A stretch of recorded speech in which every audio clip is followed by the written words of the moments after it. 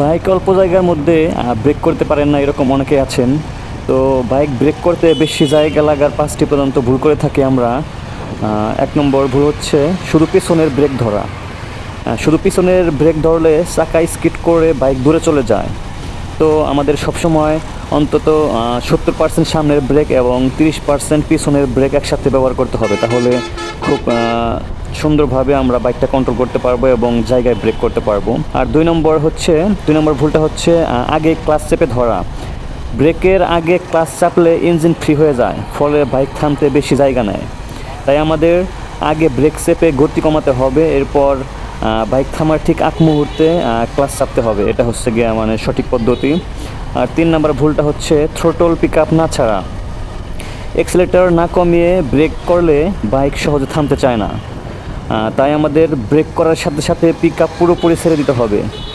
আর 4 নম্বর ভুলটা হচ্ছে এক ঝটকায় ব্রেক করা। আমরা অনেকে আছি হঠাৎ করে শক্ত করে ব্রেক চেপে দেই। তো এরকমভাবে শক্ত করে হঠাৎ করে ব্রেক করলে চাকা লক হয়ে বাইক পিছলে যায়। তো আমাদের সবসময় ব্রেক লিভারটা হুট করে না চেপে ধীরে ধীরে চাপ বাড়াতে হবে, তাহলে সুন্দরভাবে ব্রেকটা কাজ করবে। আর 5 নম্বরের ভুলটা হচ্ছে টায়ার এবং ব্রেকের যত্ন না নেওয়া।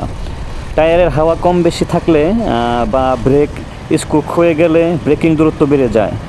তাই আমাদের টায়ারের হাওয়া সঠিক রাখতে হবে এবং নিয়মিত ব্রেক প্যাড চেঞ্জ করতে হবে।